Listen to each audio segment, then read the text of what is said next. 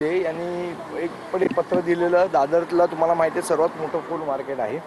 तर त्या फूल मार्केटच्या लोकांची एक मागणी होती की आता पनवेलला नवीन एअरपोर्ट होत आहे, आपल्याकडनं शेतकऱ्यांकडनं फुलांचं बऱ्याच प्रमाणात एक्सपोर्ट चालू असतं, तर तिकडे जर एखादं मार्केट तयार केलं, मध्यवर्ती पडतं, अनेक शेतकऱ्यांनाही तिथे माल आणून टाकणं इझी पडतं. या अनुषंगाने पनवेलच्या इथे आम्ही एक साधारण 3-4 महिन्यापूर्वी एक प्रस्ताव दिला होता की तिथे एक फुल मार्केट तयार करावं नव्याने. तर त्याच संदर्भातलीच आज उदय सामंतजींची माझी भेट झाली.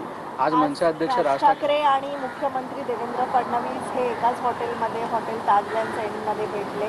काय नेमकं कार्यक्रम होतं? नाही, ह्या सगळ्या ज्या बातम्या आहेत त्या आम्ही आपल्याकडनंच बघितलेल्या आहेत. नेमकी त्यांची भेट झाली का, झाली तर ती कुठल्या विषयावर झाली मला याची काहीही कल्पना नाही.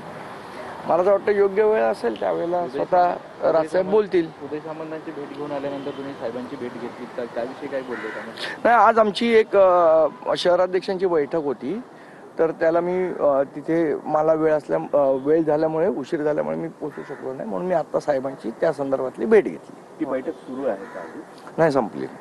बैठकीमध्ये सर काही साहेबांनी काही बैठकीमध्ये सांगितलं? नाही, निवडणुकीच्या संदर्भात काही चर्चा नव्हत्या. विषय हा आहे की जो GR अजून निघालेला नाहीये, त्या संदर्भातली बैठक ही सन्मान्य राजसाहेबांनी बोलवली. पण मुख्यमंत्री देवेंद्र फडणवीस आणि राज ठाकरे यांची भेट झाली, त्या संदर्भात राज ठाकरेंशी तुमचं काही बोलणं झालं का? नाही, काय नाही. पण दोन्हीकडून मनसे आणि ठाकरे गटाच्या युती संदर्भात एवढी सकारात्मक चर्चा नेत्यांच्या माध्यमातून होत होती. थेट जरी चर्चा झाली नसली तरी मग एक सकारात्मक वातावरण तयार झालेलं होतं. त्या सगळ्या वातावरणावरती आज पडदा पडला असं म्हणायचं. मला वाटतं जी चर्चा होती ती मी तुमच्याचकडे बघत होतो. बाकी काय चर्चा, शेवट मी तुम्हाला काय सांगितलं की कुठल्याही युतीचा निर्णय घेण्याचा अधिकार हा सन्मान्य राजसाहेब ठाकरेंचा आहे. मग तो उबाटाची असेल, नाही तर अजून कोणाची असेल, करायची नाही करायची, करायची तर कोणाची करायची, हा सर्वस्वी अधिकार राजसाहेबांचा आहे. आणि आम्ही महाराष्ट्र सैनिक आहोत, ते जो आदेश देतील तो आम्हाला मान्यच आहे, त्याप्रमाणे आम्ही काम करू. ठाकरे गटाचे खास करून तुम्ही हे सातत्याने म्हणत होता की 2014 आणि 2017ला आम्हाला धक्का बसलेला आहे, आणि त्यावेळेला आता ठाकरे गटानं स्वतः एक पाऊल पुढे येऊन प्रस्ताव पाठवणं गरजेचं आहे. प्रस्ताव आला तर आम्ही विचार करू.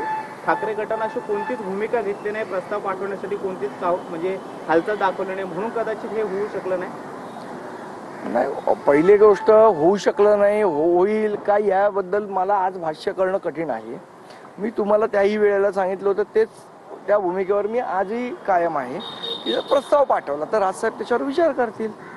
आता आणि शेवट युती करायची नाही करायची, करायची कोणाबरोबर करायची का स्वबळावर लढवायचं आहे, हा निर्णय राजसाहेब घेतील आणि ते ज्याप्रमाणे आम्हाला सांगतील त्याप्रमाणे आम्ही काम करू. ठाकरे गटाच्या नेत्यांनी यावरती प्रतिक्रिया दिलेली नाही आजच्या भेटीवरती. त्यांचं असं म्हणणं आहे की मनसेकडून पूर्ण तपशील आम्हाला कळल्यानंतर आम्ही त्याच्यावरती बोलू, म्हणून सावध भूमिका त्यांच्याकडून घेतली. धन्यवाद. तुम्ही पण सावध आहे. तर फडणवीस राज ठाकरे यांच्या भेटीविषयी आपल्याला माहिती नाही असं संदीप देशपांडे यांनी म्हटलेलं आहे.